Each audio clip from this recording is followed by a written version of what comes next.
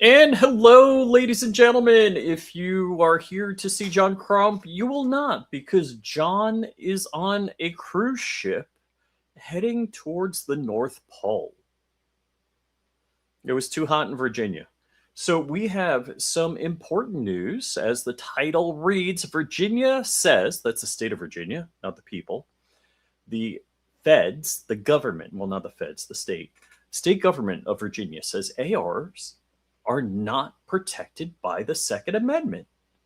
And let's read, and then I'll get into my commentary, because there is nothing I like better than commenting on, and muting my phone, commenting on shenanigans by government. So let us bring in the document, and let me make it big, and boom.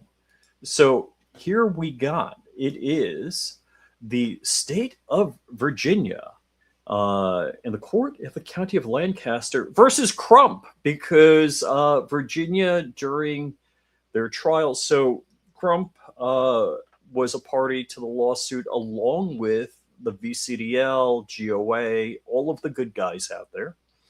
And this court, the judge said, well, Virginia law doesn't allow organizational plaintiffs like GOA, VCDL, who are good folks. All right, so what this says is they are entering in a motion to dismiss and demurrer, which I'm not familiar with that term, but whatever. Okay, pursuant to Code 801-273 and Rule 38A, the rules of the Supreme Court of Virginia, Defendant Jeffrey Katz, and his official capacity as Superintendent of the Virginia State Police, submits this motion to dismiss and demur plaintiff's complaint. So this is regular orchestrated BS by the courts. This is what they do. So they're going to throw everything against the wall and see what sticks. You know what my opinion is, but let's just go on. And so reading this, reserving the right to submit briefing consistent with Rule 415 of Rules of the Supreme Court of Virginia and any applicable order, defendant states the following in support hereof: motion to dismiss. Rule 38 of the Rules of the Supreme Court of Virginia provides motions to dismiss as one of the permitted types of initial responsive pleadings. Yeah, they're going to throw it against the wall, see what sticks. There is no Supreme Court of Virginia rule, however, comparable to the federal Rule 12. That is, there is no rule which sets forth the grounds for which a motion to dismiss may be brought, and it's going through all case citations, discussing various bases for motions to dismiss, including jurisdictional questions. The court can review evidence submitted on a motion to dismiss. It is only when no evidence has been taken with regard to a motion to dismiss that a court reviews a complaint's factual allegations as it does on demurrer, and then it cites case law, blah. The organizational plaintiff's lack of standing. So, all right, here we are, Gun Owners of America, VCDL, and Virginia's Citizens Defense Federation organizational plaintiffs lack standing to bring this action on behalf of third parties, which I kind of covered already. And none of the plaintiffs has standing to bring this action against defendant Jeffrey Katz. Standing in as a preliminary jurisdictional issue, such that an action filed by a party who is lacking standing is a legal nullity. And they're citing case law.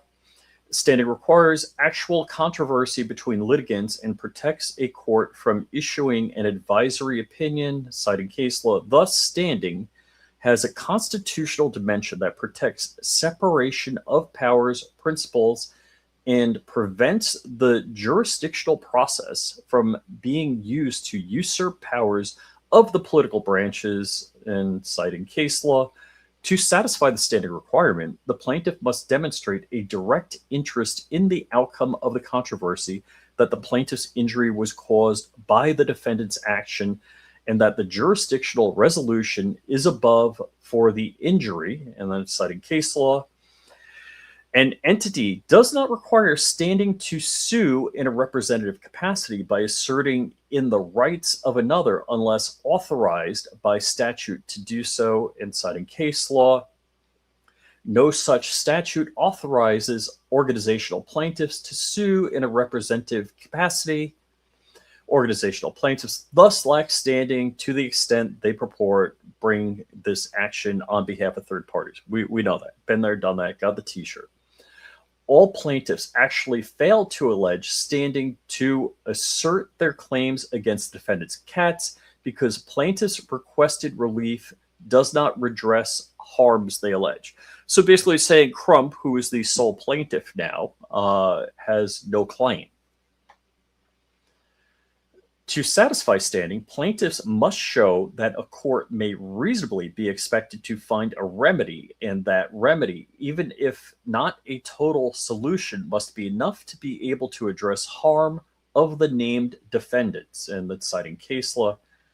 Here, plaintiffs sue Superintendent of State Police in his official capacity, the Virginia State Police Administration, certain firearm transaction functions, including the criminal history records background check that licensed dealers must request before transferring firearm, and citing case law.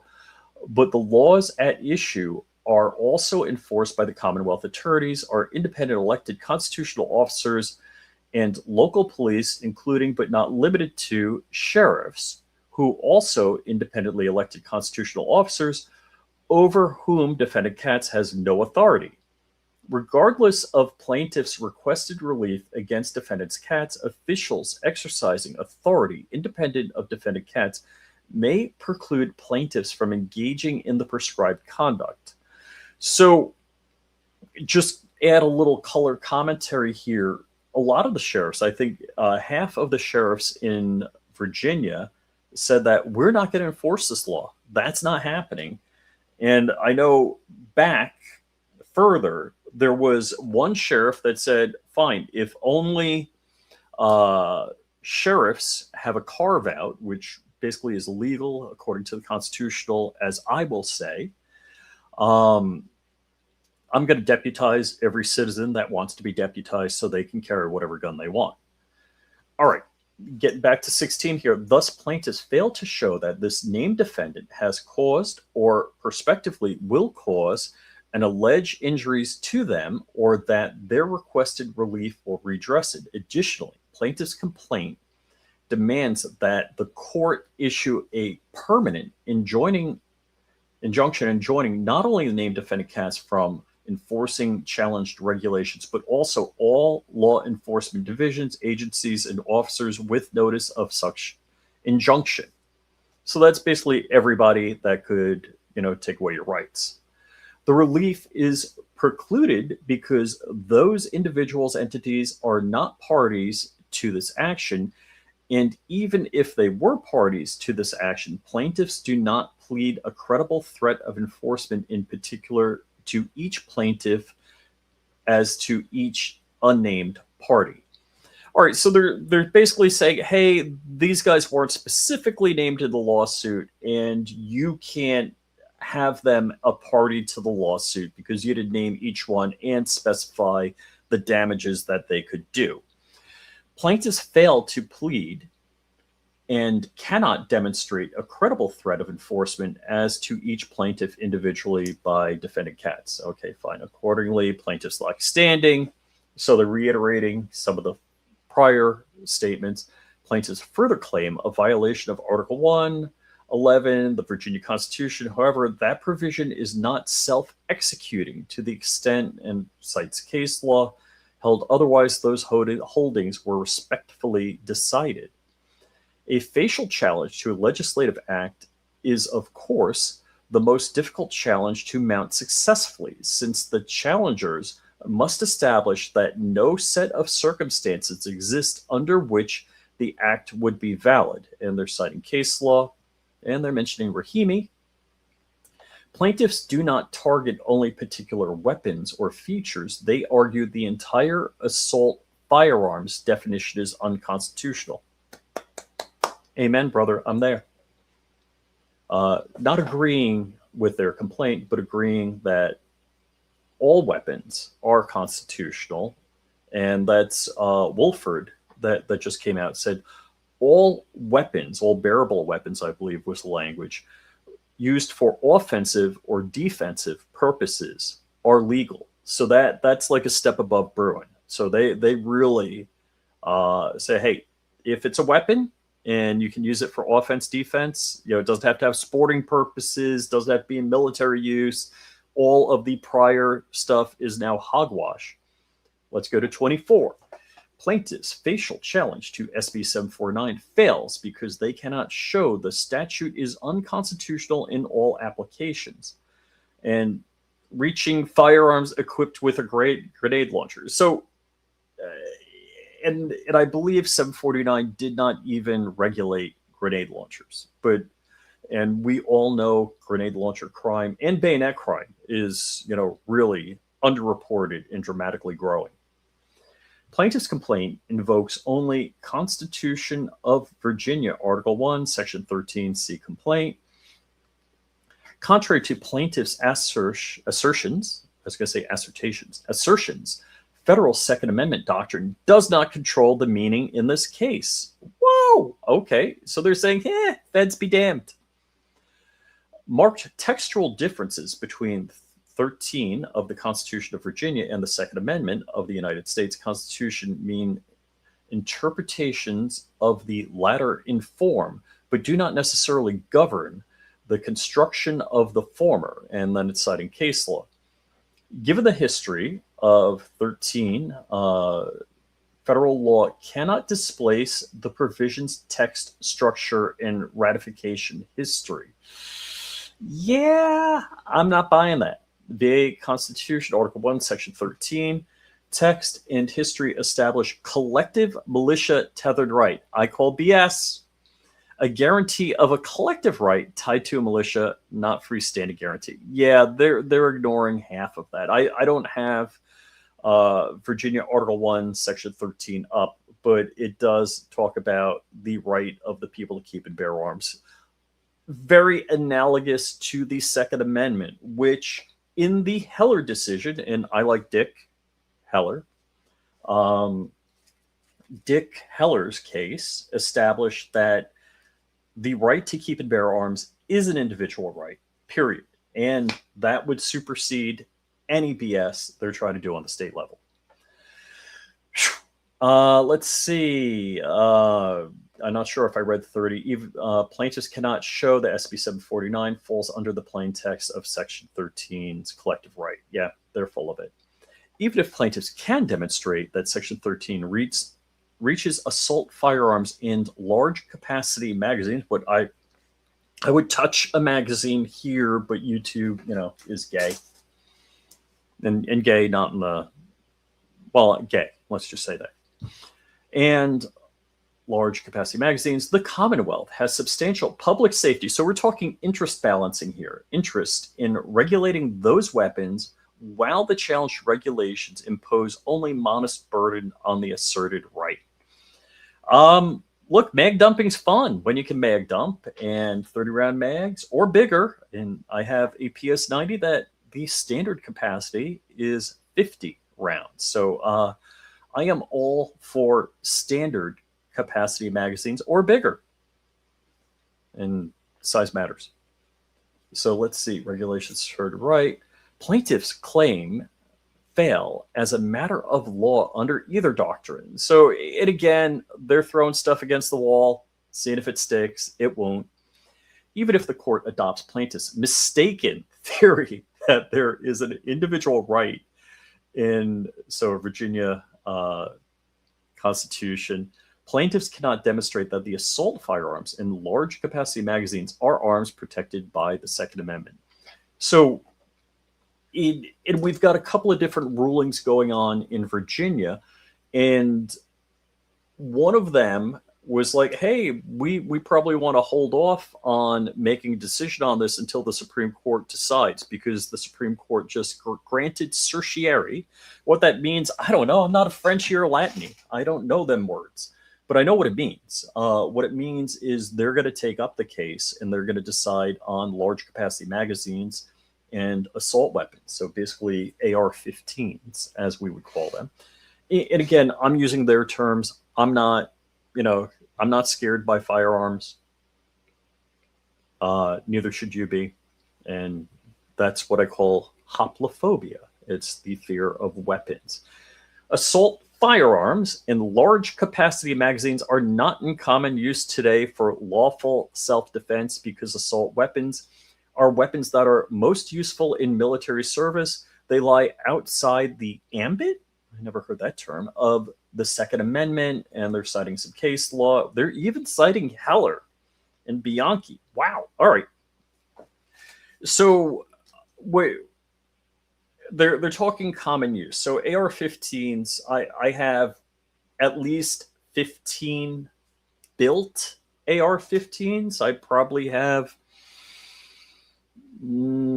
half again that many AR-15 receivers waiting for parts and to be built. So yeah, they're in common use. I've got metric buttload tons of large, as I would say, standard capacity magazines. I would touch one and hold it up, but YouTube doesn't like that. They actually ended a stream. Assault firearms, which again is a made-up term, and large capacity magazines, which is standard for all of us normies, fall outside constitutional protection for a second independent reason. They are dangerous and unusual. They are neither dangerous and or unusual. And so they're saying weapons the Supreme Court has placed beyond the reach of any arms guarantee in Heller. And again, we've had a bunch of legislation, or I should say not legislation, but I should say decisions by the Supreme Court since Heller, Bruin, and Wolford. And both of those, I say Bruin is incredibly dramatic, because Bruin, I think, should eventually make machine guns legal. Now, Wolford, the greatest part of Wolford, in my opinion, is that it says any weapon that you can be used for offense or defense is protected. So that's pretty darn amazing. All right. Large capacity magazines, Virginia, nation's tradition regulating dangerous weapons. Blah. Big deal.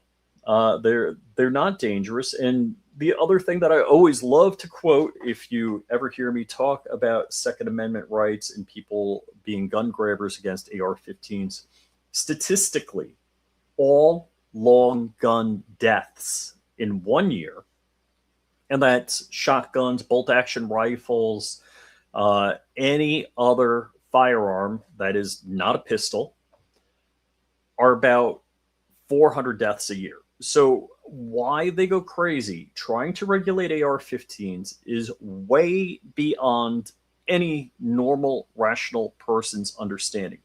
So we're talking a rounding error, and I don't mean to make light of anyone's loss of a loved one, but you're talking, again, I mean, we could talk about loss of loved ones in Europe because air conditioning.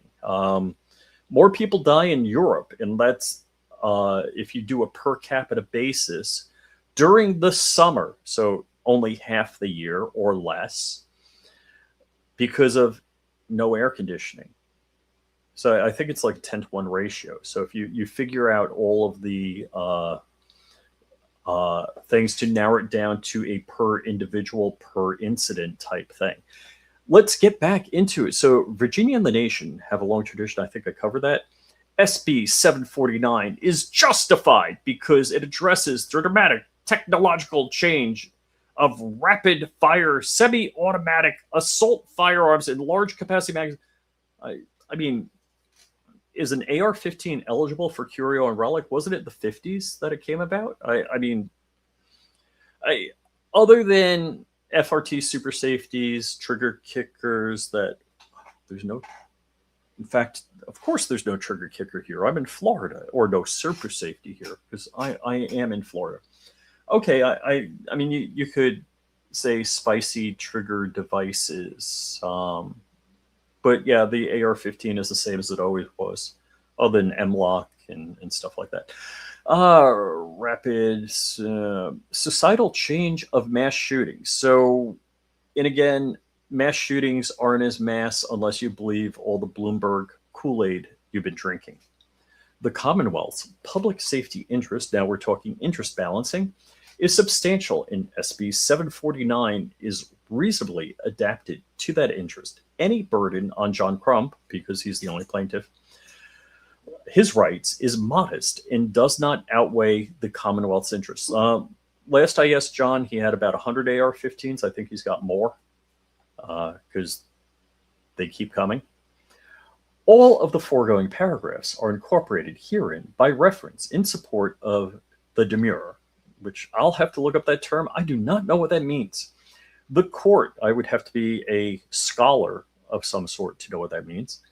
The court should sustain the demurrer and to the complaint because the complaint fails to allege standing, does not state a cause of action, and fails to state facts upon which the relief demanded be granted. So they're just saying any of Crumpy's arguments are bull.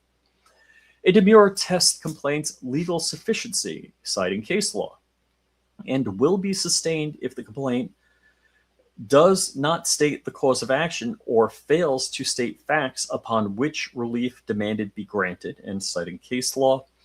Plaintiffs' constitutional challenge to House Bill 217 and Senate Bill 749 fails because statutes do not violate the right of the people to keep and bear arms under Article 1, Section 13 of the Virginia Constitution.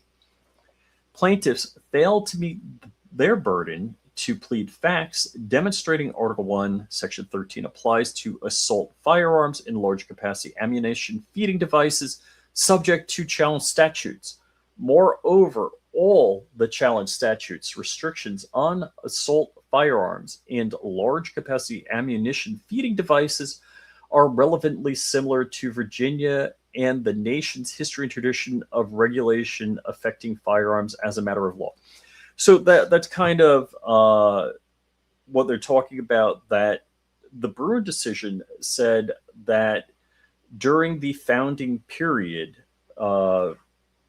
when the Second Amendment was ratified, and they keep trying to push that, the plain text of the Constitution of the Second Amendment has to apply, or any relevant laws during the ratification of the Second Amendment, and without pushing into Jim Crow laws, where, of course, the Democrats, also known as the KKK, wanted to make sure the freed slaves couldn't defend themselves in the best way possible from the Democrats, known as the KKK, from lynching them after they've been freed.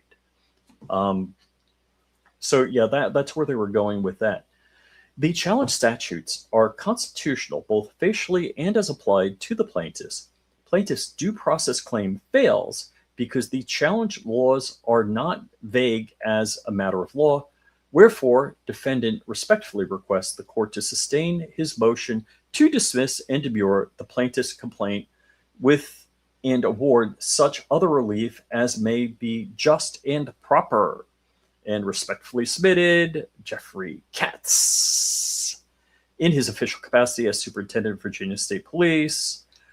Jay Jones, the guy that wished his opponent's kids be killed, who is now Attorney General of Virginia. Good job, Virginia.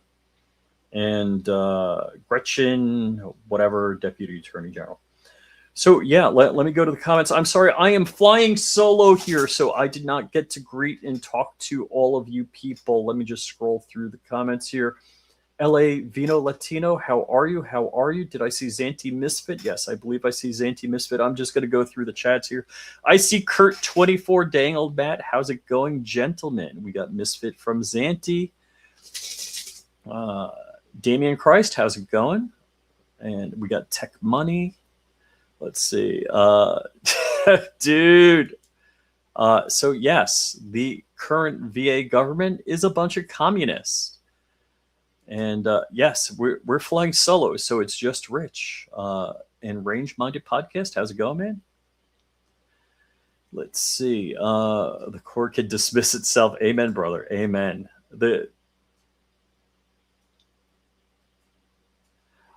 Yeah, so Wolford basically is saying, hey, man, if it's a bearable arm for offensive or defensive purposes, in other words, you can use it, it's legal. If you're blocking me from purchasing a firearm, I want. Okay, then you're restricting me. Amen.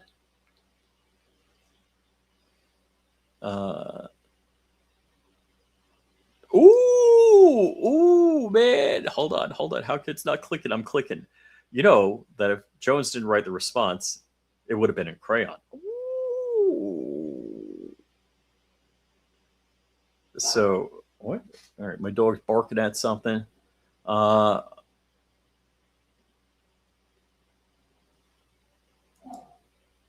No, my dog is growling at some. I don't see anybody out there, but yeah, I own a few rifles and use a combination of flash, higher grenade launcher, and a launcher is worthless without the grenades, which are restricted by the NFA. I mean, grenade launching would be fun. We got M. Gabriel out there. How's it going, man? And right, it'll blow your lung out. Only if it's a 9mm. I'm sorry, my dog's barking. And Michigan Conservative MC, how's it going? And how many guns do you own? 2 less than what I need. Let's see. A 30 round magazine is OEM. Amen. 4-cylinder, 6. All right. I hate to say I don't have any 8-cylinder cars anymore. I only got 6. And I don't want to go smaller. Yeah, Second Amendment. Second Amendment doesn't mention what guns you can have and not have. You're right on that. And yeah, I like the sentiment. I'm not sure if it's accurate. So yeah, our founding fathers would have been stacking bodies years ago. Yeah, I mean, Chris Ann Hall disagrees with you. J.C. Hall disagrees with you.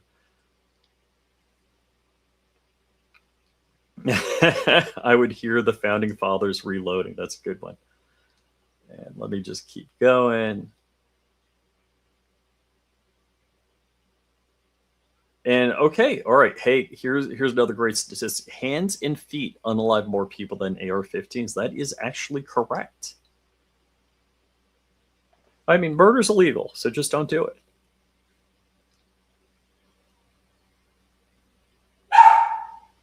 And I'll just comment, I believe schools as gun-free zones were purposefully designed and diabolically designed so there would be dead kids. So Democrats could have the blood of dead children on their hands to use as motivation for people to restrict guns.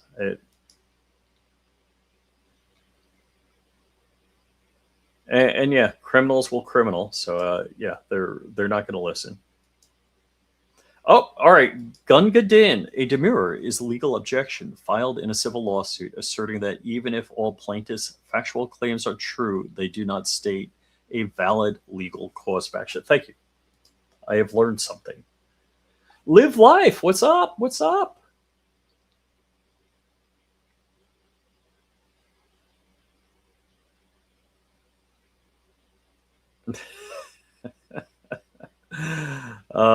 So yeah, I'm just quickly going through the comments here, and let's see. I wonder if Katz was forced to do this, or is he all for taking? I can't answer that. I have no clue. Who Katz is, and I have no idea what this comment is, but sorry. So with that, folks, thank you for joining me. You're going to have to thank John Crump for standing up for your rights, because not every gun tuber will put their name on documents to defend you and your rights. I have. I was the GOA plaintiff for the open carry Florida case. The second, I should say. So my case was not the first to grant open carry in Florida, but the second. Crump is has sued the government multiple times. Crump, Dark, and I have been party to the engaged in the business of lawsuits. So, yeah, definitely thank Crump. Thank people out there that have the balls to stand up and aren't scared, like my dog, about something. With that, folks, God bless. You guys have a great Wednesday.